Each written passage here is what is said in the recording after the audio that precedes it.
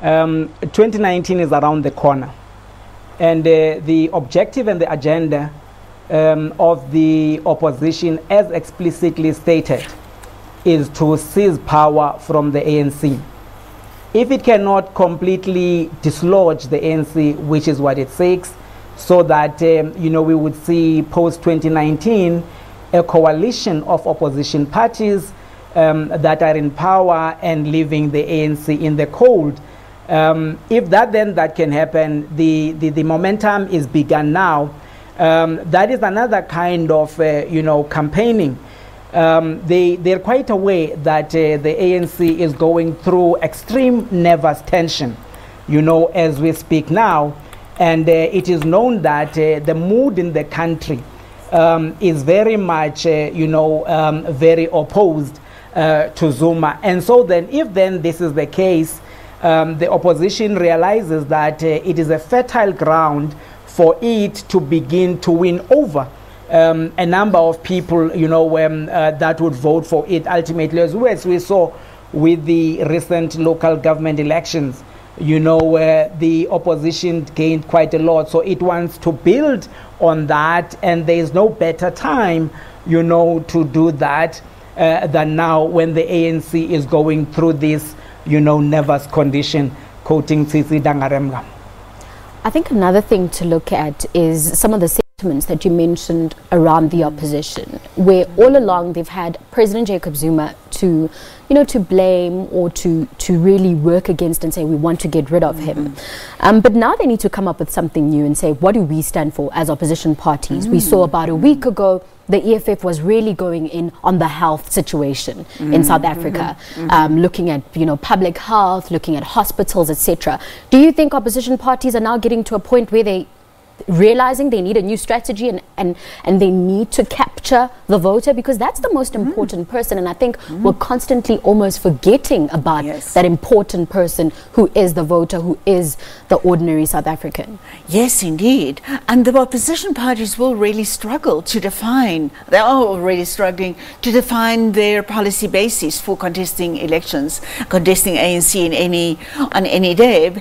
We can also think back to the December conference of the ANC, where they endorsed policy of more radical ways to do land reform in South Africa. We still have to see those getting through effectively to implementation phase. But land, education, yes, ANC has started to moderate some of Zuma's unsolicited, unconsulted, free education, necessary as it is. So I recapitulated a bit on those announcements. So there is still space for opposition parties to come in on more radical platforms, but only some of those opposition parties who may be forming broad alliances, if they get anywhere close to the point of forming a majority alliance like they have done in some metros, they could really struggle to hold those policy bases together, which are much more important at national government level than they are at local government election. At local government level, it's much easier for diverse political parties to be able to cooperate, especially if there's something like Zuma to unite them. At national level, that could be much more difficult. And the opposition parties, I think, are well aware that the ANC would still, even if they run into trouble, and if Zuma gets ousted now, it's more likely that they will, the ANC will not run into trouble. But even if the ANC does, then the ANC still probably has a better chance than most of the opposition parties to strike an alliance with one of the other opposition parties, maybe more radically inclined, or ones who do not want to be in these metro-like alliances anymore, and the ANC could, even by alliance, still stay in power. And those are the realities that the ANC has to be struggling with in these times. Prof. Sesanti, is it a fair question to ask whether or not Cyril Ramaphosa has inherited a skeleton? I beg yours? Is it a fair question to ask whether or not Cyril Ramaphosa has inherited a skeleton in the ANC at this point in time? Well, he has inherited a patient because the ANC is still breathing. It is not dead yet, hence all the struggles that are taking place. But it is a very difficult time for him. And I don't think that he did not anticipate it. He is not getting any surprises, but whether he would be able to deal effectively with this, it is only time will tell.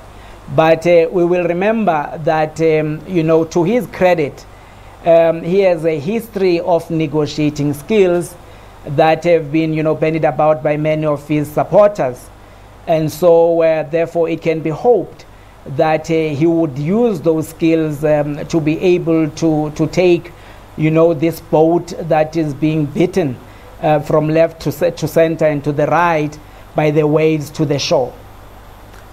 An almost positive sentiment there from Prof. Sesanti, saying that Ramaphosa has inherited a patient, so there is still hope because a patient is in hospital and it can get some healing. Your sense on that? Yes, I think that is the case indeed. There are so many people out there who really want to be seeing the ANC to revive itself. People who they are not as trusting, much more cynical nowadays than they were 28 years ago when Nelson Mandela was released and all those high sentiments raised. But it is a much more cynical electorate that we have out there, and yet they are prepared still to believe, it seems, by current indications, that the new ANC, a renewed ANC under Cyril Ramaphosa could very well be possible. Of course, the opposition parties, having performed so dismally, not having used all opportunities that the Jacob Zuma regime offered them to improve themselves in the last decade at least, they are much to blame for the fact that the ANC still has these openings to revive itself as a liberation movement party 25 years after the entrance of democracy. That is a chance that not many political parties get. I think it would be very difficult for us to map a way forward because we're still waiting on the outcome of this meeting. But I guess a good way to wrap up would be to look at the opposition's unity and whether it can be or it is a real threat to the ANC going forward should there be this transition that they speak of. Prof. Sesanti? Well, you see, once there is the mood of discontent, a mood of disgruntlement, a sense of pessimism and despondency in the country or anywhere else, in society, it is always easy, to take a person who's in pain, who is frustrated, into any loving arms, metaphorically speaking. And so that being the case, if the ANC cannot get its house in order and clean itself and, and renew itself in the true sense of the word, there is always that chance, that it can lose in a very big way. Prof. Booysen, your closing remarks? Yes, and that is indeed the fate of the ANC that the NEC at this very moment is probably playing with, possibly being aware that they could be gambling away these opportunities to create new perceptions that they have had. But maybe one would be very interested to see whether in due course they would look back on with regret at an evening like tonight and thinking we did not use that opportunity the way we should have.